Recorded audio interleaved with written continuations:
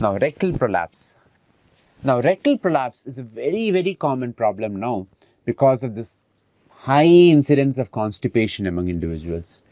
A rectal prolapse can be a full thickness prolapse, also called procedentia, or it can be a simple mucosal prolapse. Generally, a mucosal rectal or a rectal mucosal prolapse will extend to only about 1 to 4 centimeters below the anal verge. And when you palpate the prolapsed segment with a gloved finger, you can obviously make out there's only mucosa in between your fingers. It will only be mucosa in between the fingers. It will not appear as if there's anything solid other than that.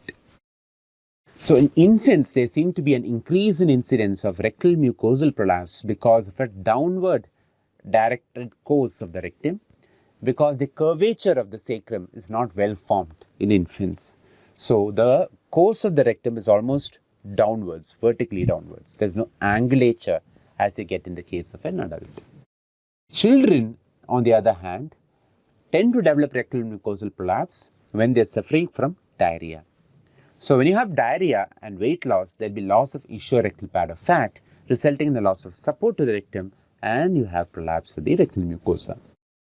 Always remember, when you have a patient who comes to you with recurrent episodes of rectal mucosal prolapse, always keep in mind there are certain specific conditions which can predispose to it, like cystic fibrosis, Hirschsprung's disease, rectal polyps, and maldevelopment of the pelvis. In adults, a rectal mucosal prolapse usually manifests itself as an third-degree hemorrhoid. Mucosal prolapse in a female can occur particularly after a torn perineum, possibly after childbirth. In a male, a urethral obstruction or an urinary tract obstruction or bladder outlet obstruction can precipitate a rectal mucosal prolapse.